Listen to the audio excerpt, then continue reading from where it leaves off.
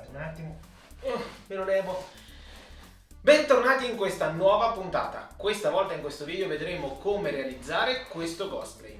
Un personaggio tratto dalla serie Undertale e per la precisione parliamo di Sans. Nel video vedremo un riassunto di tutte le fasi. Tenete presente che per realizzare questo cosplay ci sono volute circa 8 ore. Sono partito da un pepacure che ho trovato su internet, poi vi lascerò il link da qualche parte come al solito sotto il video. Solo che questo pepacure non è per realizzare una maschera indossabile, bensì per realizzare una scultura della testa di Sans. Quindi ho dovuto modificare in corsa questo progetto. Ovviamente non è che va sempre bene alla prima botta, infatti, non mi ricordo dove l'ho messo, eccolo qui. Infatti non va sempre bene alla prima botta, ho realizzato una prima versione della testa di Sans che purtroppo, come vedete, non è venuta molto bene. Questo cosplay l'ho realizzato a pochi giorni da Lucca Comics 2022 che si è appena svolto, insomma, qualche settimana fa. Tutto è nato da un'idea che mi era stata proposta l'anno scorso, ovvero un mio amico mi aveva detto: guarda, ma perché non fai qualcosa da Undertale? Ho fatto, ma non lo conosco, adesso mi informerò, cercherò di capire se mi piace o meno. Totalmente dimenticata questa cosa. Poi a ridosso di Lucca avevo voglia di fare qualcosa di nuovo ma di semplice, perché per mille vicissitudini non potevo portare cosplay grossi e ingombranti. Ho scaricato il gioco, ho iniziato a giocarci, ovviamente col poco tempo che avevo non potevo giocarlo tutto, però volevo conoscere il più possibile della storia. Quindi mi sono guardato tutorial, guide, qualunque cosa ho trovato su YouTube che mi potesse spiegare un po' il background di questo gioco, e vi devo dire che la storia è fantastica e questo è un personaggio veramente figo. Se non l'avete fatto vi consiglio di giocare Undertale. Esiste anche una patch per poter giocare il gioco totalmente in italiano se come me avete difficoltà. Bene, buon divertimento e fatemi sapere nei commenti se vi è piaciuto. Ciao!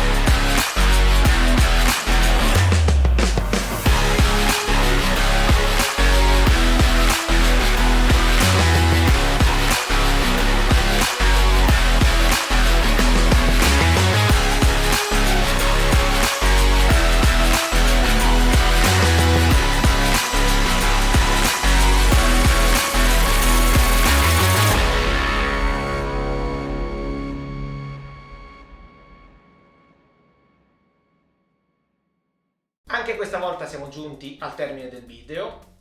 Se già mi seguite avrete notato che la location è cambiata. Negli ultimi mesi ho traslocato, ho cambiato casa e non ho più il bellissimo laboratorio gigante che avevo prima. Lavoro in questo spazio, è uno spazio più piccolo che quindi mi deve far pianificare bene i progetti che voglio portare avanti, però mi ci sto trovando bene. Adesso piano piano, come vedete, sto ricominciando a postare sia sugli altri social sia su YouTube. Infatti tra qualche settimana uscirà anche la quarta parte, non mi ricordo, credo la quarta parte, la parte finale, in cui vi faccio vedere la realizzazione di un book nook a tema fantasy. Detto questo, se non l'avete fatto vi ricordo di seguire il canale, grazie per la pazienza e alla prossima, ciao!